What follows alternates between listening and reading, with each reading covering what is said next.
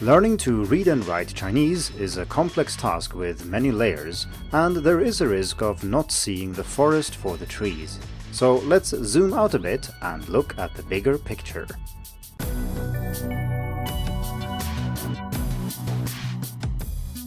Hello and welcome to the Hacking Chinese podcast. In this week's episode, we are going to talk about Chinese characters, which is something I have of course talked about many times before, but today I want to zoom out and talk about all aspects of learning Chinese characters instead of very specific things that I normally do.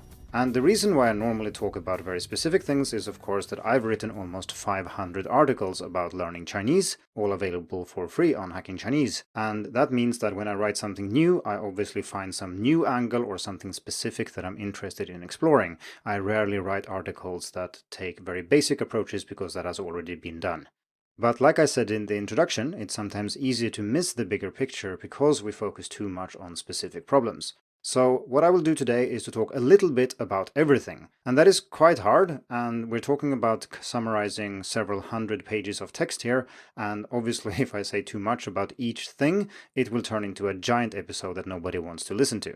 All of the things that I talk about here have their own articles in some way or form on Hacking Chinese, and if you want to check that out, go to the linked article in the description of this episode. If I have talked about these topics on the podcast, I will try to mention the number of the podcast so you can check it out if you've missed that particular episode. I have arranged the things that I want to say into three major categories. The first one is understanding Chinese characters and the Chinese writing system. So here we're talking about knowledge and basic facts about the writing system, and of course if you know about something, you understand how it works. That also means that it's easier to learn. But these things are not strictly related to learning itself, it's more about understanding what's going on. Then in the second category, called learning to read and write Chinese characters, I've focused more on learner-oriented questions and things that are about studying the language. So for example, what characters should you learn? How should you learn them? And also things you don't need to learn maybe, and about writing by hand, things like that. In the third and final category, I've put reviewing and remembering Chinese characters. Because of course, once you have committed these things to memory once, you also need to maintain that memory. And that is not as easy as it sounds, or I don't know, maybe it doesn't sound that easy, but learning Chinese characters once is actually not that hard, but maintaining this knowledge over many years and keeping what you've learned once from separate from something you've learned at another point is actually quite hard. So that's what we will talk about in the third category. Okay, so let's get started with understanding Chinese characters and the Chinese writing system. Normally, when you encounter something you don't understand, you can try to break it down in order to get a better idea of why it looks the way it does, for example. But what we are going to do here is the opposite, so we will build from the smallest parts and then up to bigger compounds. And the reason I do that is purely pedagogical. It's easier to explain the easy things first than to explain the most complex things first, obviously. So if we start with the smallest building block, that would be characters that can't really be divided into smaller components, obviously, that's the smallest part. And these usually started out as pictures of things or objects, and were then stylized and standardized into written symbols. So for example, the character for moon, Yue, looks like a crescent moon in its original shape, and now of course the modern form has changed a bit and it doesn't really look like a crescent moon anymore. But that's the way it started out, and that's the way you need to understand it if you want to make sense of it. There aren't that many of these basic characters, maybe a few hundred, so when you've studied Chinese for a bit you will have seen most of these, and learning new characters mostly becomes a matter of combining things you already know, and that is much easier than learning completely new things. These things we talked about in episodes 54 and 55 of the podcast. Next, we also need to see how these characters can appear as components in other characters, so compound characters in other words. So normally, each component has a function in the compound. So for example, it might contribute meaning. So the meaning of the component is related to the meaning of the compound. So for example, if we take a character like Ming, bright, we see that we have two bright objects, and obviously the meaning of those components contribute to the meaning bright, that is the meaning of the compound. We also have components that contribute sound, so for example in the character Ma, meaning mother, we have a horse, and that is not related to the meaning of the compound at all, but it is instead related to the sound, because of course Ma and Ma have the same syllable, just with different tones. These sound-meaning compounds are actually very common and make up a vast majority of Chinese characters. Here we can also see two important principles for learning these things, and indeed other things in general. And the first one is that understanding what's going on can really help. So many compounds in Chinese do make sense if you know the actual history behind them. And the other thing is that by cleverly combining things in memorable ways, using what's called mnemonics or memory techniques, you can make it vastly easier to remember these over time. But this also requires you to know the components because it's about combining things you already know.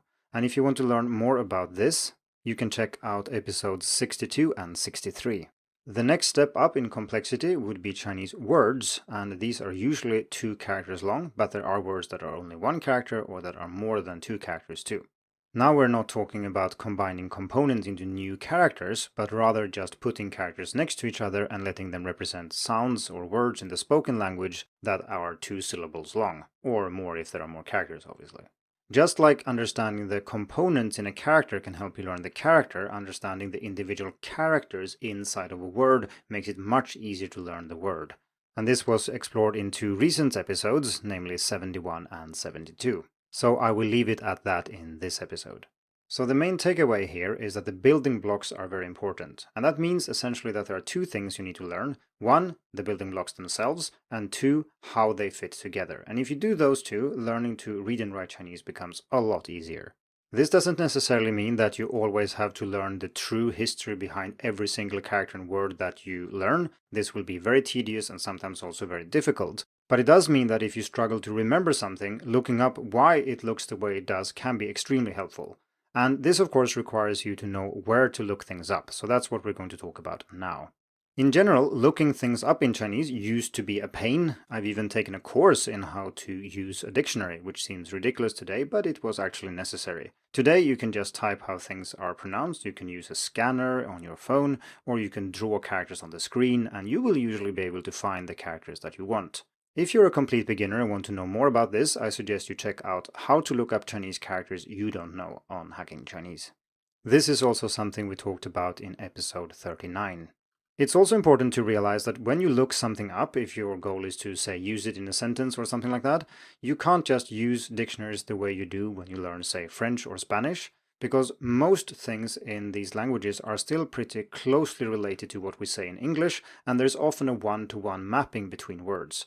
Not always, of course, but often. When we learn Chinese, there is almost never a one-to-one mapping, meaning that you can never just substitute a word for a word in Chinese and hope that it will work in that sentence. Instead of translating word by word, you need to pay attention to context, you need to look at example sentences, and you can also do double translation or reverse translation, which is where you take a word in English, look it up in Chinese, then take the output word in Chinese and translate it back to English. If it still seems to mean what you think, then probably it is right. But you still need to check the sentences to see how it is used in Chinese, because something that might be a noun in English might be a verb in Chinese, or it might just be used to mean something else. If you want to know which dictionaries I recommend, I have also written an article called 21 Essential Dictionaries and Corpora for Learning Chinese, and that's for all levels, including advanced and for translators and so on. Out of all those, I would like to specifically mention the Outlier Linguistics Dictionary of Chinese Characters, because it offers uniquely easy to access insights into the origin of characters and how they fit together. And then, like I said, whether or not you want to use that to remember the character is another thing. But if you want to know why a character looks the way it does, this is the place you go. And this is a paid add-on to Pleco that I've also written a full review of, so check out the link in the description.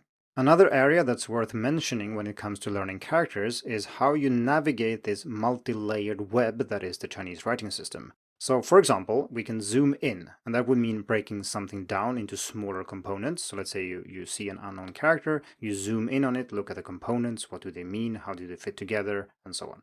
The other thing you might also want to do is to zoom out and see how something is used, and we just said that when it comes to using dictionaries, you need to look at example sentences and maybe see what words a character appears in and so on. The third way to move around this web is to stay on the same layer. So for example, if you fail to remember a word, it might be because you've learned another word that is very similar. And this is also very common with characters, of course, because some characters look very similar and you might mix them up and write one for the other or something like that. And in these cases, you need to look around and see what are the other characters around here. Is there maybe some confusion? Have I misunderstood something? And I want to point out here that this is not something you should do the first time you learn something. So if you learn a new character, just focus on that character. Don't try to compare it with 50 other characters that might mean similar things, or even one other thing that means similar things. So what people do in textbooks normally, say learning all the fruit at the same time and then learning all the sports and so on, is actually quite bad. It leads to a much bigger risk of mixing them up. So stay focused on one thing, but when you figure that you are confusing two things, then it's time to really sit down and compare them, but only then. Before I leave the first category, i.e. knowledge about the writing system, I should say a few things about the variation in Chinese characters, because this is something that can cause great confusion if you're not aware of it. I think most people know that there is simplified and traditional Chinese, and I've written about that on Hacking Chinese. I will not say too much about it, just be aware that there are two different systems, and that which one you start with really doesn't matter that much. It's very easy to learn the other set once you've learned one of them. Of course, there are fierce debates about which one is the easiest to learn, and this might not have a clear-cut answer, but my take on it is that they are roughly equally difficult to learn. Simplified characters are sometimes easy to write, i.e. faster to write because they have fewer strokes, but on the other hand, traditional characters maintain more components that make sense. They are easier to make sense of and therefore also easier to remember. But at the end of the day, what determines which set you learn first is usually where you study or where you want to study. Something fewer people know about, though, is that there are variants when it comes to how these characters are rendered depending on region. And this is not the same thing as traditional and simplified characters, because we have characters that are the same in simplified and traditional, but are still written differently depending on what font you are using. And there are regional preferences here. So for example, if we take a character that most people know, such as may, as in to not have something, the fifth stroke in that character is different depending on what standard you follow, but this is not a simplified or traditional character. It is not listed in any such list, and it's indeed the same character, just with a different variant. This essentially means that it's important to make sure you use a correct font if you care about these things, and this is something I do go through in more detail in the article called Chinese Character Variants and Fonts for Language Learners. I will put a link in the description as well. That wraps it up for category 1, so let's head over to category 2, which is learning to read and write Chinese characters, so getting a little bit more practical now. So an important question is, what characters should you learn first? And of course we want to learn lots of words and lots of characters, but the order in which you do it kind of matters, because if you learn 1,000 very common words, you can say a whole lot, but if you learn 1,000 random words, you will not be able to say almost anything. As a beginner, my advice is to stick to material that is designed for you, because that guarantees that they are not using too many difficult characters and words that you don't really need. There will be exceptions, of course, but in well-made learning materials, they should stick to high-frequency words that you will use in other contexts as well. For example, in my course Unlocking Chinese, I do introduce 150 characters in 150 sentences, without introducing any difficult words or difficult characters at all. And this means that if you study everything in a resource like that, you'll be fine. Whereas if you just grab a random article somewhere and try to read it and learn all the characters and words, you will learn lots of things that you don't actually need. Another related question is if you should learn words from lists at all. And this is not a question that students really ask that often, but it's maybe a question that they should ask. Because generally speaking, this is not a good idea. You shouldn't learn words mainly from a word list. You're doing something wrong if that's the case. You should instead listen and read as much as you can, and then you learn words from what you are reading and listening to. Of course, you can use lists occasionally for specific purposes, and that's nothing wrong with that, but it shouldn't be your main way of finding new words. There will be so many words in what you listen and read that you don't need lists. That being said, there are of course specific situations, and that's something I wrote about in vocabulary lists that can help you learn Chinese and how to use them. Now, if you are going to use lists, there is also the question of which lists you should use, because there are many frequency lists that list words, the most common components, the most common characters, and so on, and they are all quite different depending on what data they are based on. And this is something I explored in the most common Chinese words, characters, and components for language learners and teachers. Regardless of what approach you use, you will always have lots of words to learn, and indeed most students feel overwhelmed by the number of words, especially if you try to learn all of them. And this is a good thing to stay away from if you want to stay sane. You cannot try to learn every single word that you encounter. That will be almost impossible and not very productive. So be a bit selective if you think you're learning too many words. Don't be afraid to delete old words you've added to your flashcard program or whatever, if you don't need them or if you don't think they are interesting or something. You will always encounter them again later, and it doesn't really matter what you do, to be honest. Just make sure you read and listen a lot, and then you will encounter words, and you can always add them to your flashcard program later again if you want to. When it comes to learning new characters, I suggest that you sit down and study the character carefully first, and that includes in things like stroke order, what the character means, how it's composed, and things like that. It's then a good idea to write it a few times by hand, especially if you're a new learner, just to see what it feels like and get kind of the hang of the character. And after this, you don't have to write by hand if you don't want to, and you certainly should not try to commit characters to memory by writing them many times. This is really bad, really inefficient, and it doesn't work in the long term unless you do it a lot. But to do that, you need to be in school in China, or you need to really love writing characters. Otherwise, this won't really work. And even if it might do in some cases, there are much better ways of investing all that time. When you write characters or when you review characters, make sure that you try to process as deeply as possible. And an example of this is that when you learn the character the first time, don't look at a character and copy it stroke by stroke. That doesn't allow you to process the character very deeply. You're just looking at it stroke by stroke. You're not even trying to remember the whole character. Instead, look at the whole character, try to commit it to memory, and then write it in one go. If it's a complex character, you can divide it into several components, that's fine. But if you do this superficial looking while you also write, that isn't processed very deeply and is very unlikely to leave lasting memory traces. I also strongly suggest that you learn meaning and pronunciation together. There are some methods that don't do this, they only teach you the writing or something like that, and I think that's really bad because, as we have seen, a vast majority of characters are compounds where one component is there only because of the way it sounds. And if you don't learn the pronunciation of the character when you learn the writing of the character, these will make zero sense, and you are essentially ignoring one of the most important clues to why the character looks the way it does.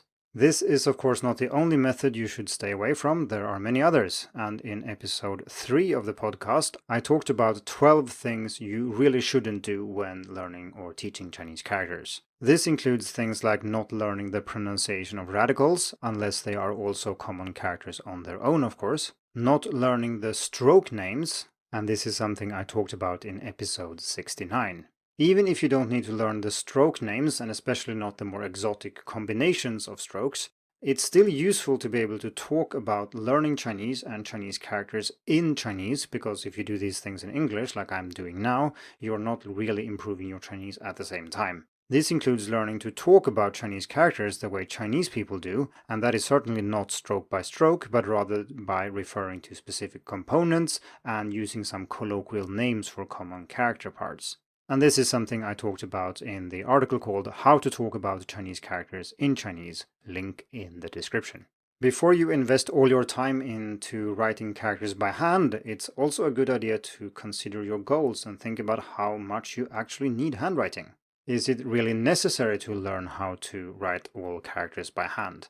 The short answer, I think, is that no, that is not necessary in a modern society. You can use your phone or computer to type characters, and that only requires you to recognize the correct characters and know how they are pronounced. It does not require you to be able to actively recall every component and how every component looks. Still, I normally recommend that students start out writing by hand just to get a feel for how it works and how characters are written, so you can do some basic stuff with handwriting. But then, once you've learned a few hundred characters, you choose what you want to do. If you want to teach Chinese, maybe learning to write by hand is more important.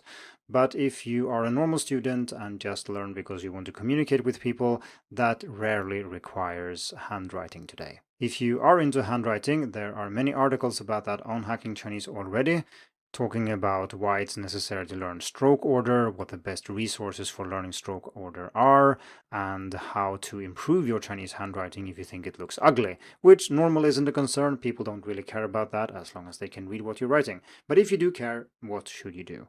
Now we are ready to get to the third category, which is how to, well, not forget what you've learned, how to review and remember characters. And I think the most important thing here is to realize that you do need to review. If you don't review, you will forget a lot of things. You will forget most things, actually. And the best way to review is to read a lot, or at least that's the foundation. The more you read, the more you see the characters, and the more you will build up your mental image of what they're supposed to look like, how they are used, and you will, of course, learn lots of other useful things by reading. We talked about extensive reading in episode 16 of the podcast. As a supplement to reading a lot, you can also use spaced repetition software, and this is a type of program that helps you space out reviews over time to make reviewing more efficient. And this is a very big topic and something I will cover on the podcast in the future, but for now I'll refer to the article called Spaced Repetition Software and Why You Should Use It. If you want concrete suggestions for which programs to use, I usually recommend Scritter, which is excellent for handwriting and is what I use. I should also mention that I work for Scritter, even though I have used the app for more than 8 years now, which I think is testimony to its effectiveness. You should also check out Anki, which is free and very powerful and comes with lots of customizations and add-ons. And if you use Anki, make sure you get an add-on for Chinese, such as Chinese support or something like that that has specific features for the Chinese language, such as adding pronunciation, text-to-speech, and so on. You should also check out Pleco, which also has the Outlier Linguistics Dictionary as an add-on that I mentioned before. Pleco has a paid flashcard add-on that you can use that is also integrated with the dictionaries and is pretty good. Using spaced repetition doesn't mean that you can just throw good learning out of the window and just rely on meaningless repetition. That is not the idea. Instead, you should spend time investigating and learning a little bit about how your memory works and how mnemonics work. If you haven't tried this, it can almost appear as magic because actually the human mind is well equipped to remember lots of things if you just use the right methods. And this is, of course, not limited to learning languages or learning Chinese. It can be applied to lots of things. And here I refer to my article, Remembering is a Skill You Can Learn, which is indeed the most important insight. Memory is not a fixed stat that you're born with and then you can never change throughout your life. Instead, it's something that you can indeed improve, and there are many methods for doing so. And I've spent a lot of time with this personally, and it's a topic I'm very interested in, but I also realized that this is not the place to delve deep into memory and mnemonics. Instead, I refer to all the other articles on Hacking Chinese about mnemonics, and simply searching for mnemonics on Hacking Chinese will give you many articles to read. If I were to give one piece of advice, it would be to experiment, because mnemonics are fairly personal. Just because you see that someone else says that this works really well for them, it doesn't mean it works for you. But then again, that might also mean that something that doesn't work for other people actually does work for you. And that is why it's so important that you test things out. What method allows you to remember characters, and how can you constantly tweak that method to make it better and better? Finally, I want to give some advice for non-beginners, and these are problems that don't really appear that big when you start learning, but they become increasingly important the longer you learn. For example, the real challenge with learning Chinese characters isn't really to commit new characters to memory. If you're a beginner or even an intermediate learner, you might think that that's the case, and when I say that it's easy to learn a new character, you might feel, no, I think it's actually very hard. And I don't mean to disrespect your opinion or negate your experience here or anything like that. I'm just saying that when you've learned Chinese for a few years, you'll realize that learning new characters is actually very easy. But the real challenge is to keep these characters apart and remember how they are used and how they are different from other characters. And that is something that I still struggle with, and I've studied Chinese for about 14 years now. And there are still characters I mix up. I think it's one, but it's actually the other, or I mix them up in some other way. And this is a problem that doesn't really go away, even though you can mitigate it by following the other advice I've already given in this article, but mainly trying to focus on not doing rote learning, because it really doesn't work unless you do it a lot, and most people are not willing to do that. The best way of dealing with this problem, i.e. when you mix characters up or you confuse one character for another, is to trace your errors. And that essentially means that you look at what you wrote or the mistake you made and you try to understand why you made this mistake. Sometimes it's just a lazy mistake or something like that, and that's not terribly interesting. But often the root of the problem is actually quite interesting and will teach you something about Chinese characters that make you less likely to make this mistake in the future.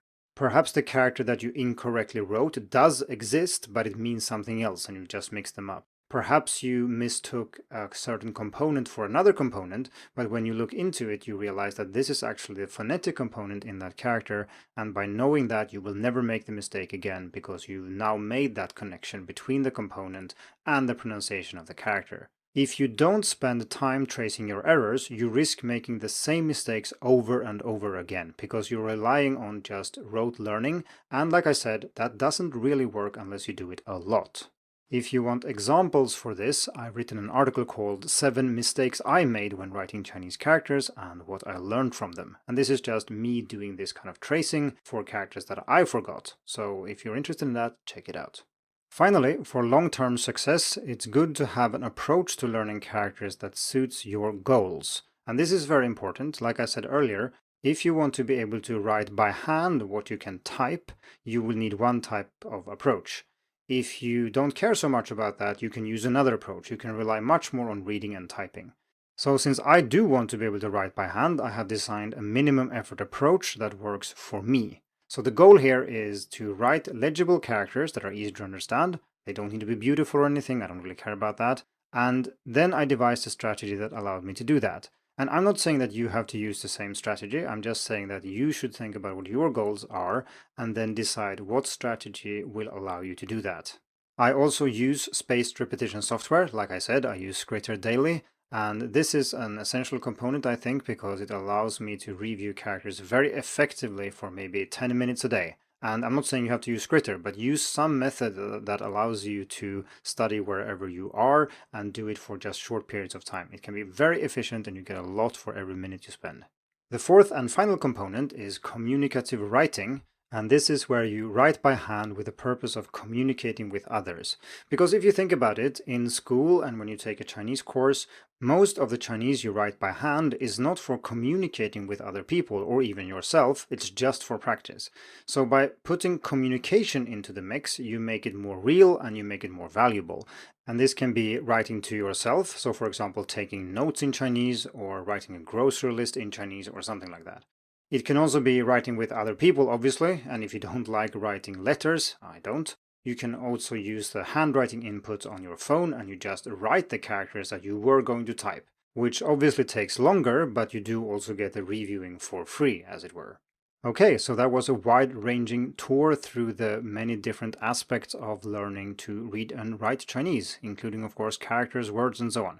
There is, of course, a lot of information here, and like I said, this was based on hundreds of pages of articles, and I recommend that you check out the article in the description of this episode, because it's easier to get the overview in written form, and that also gives you links to all these articles if you want to learn more.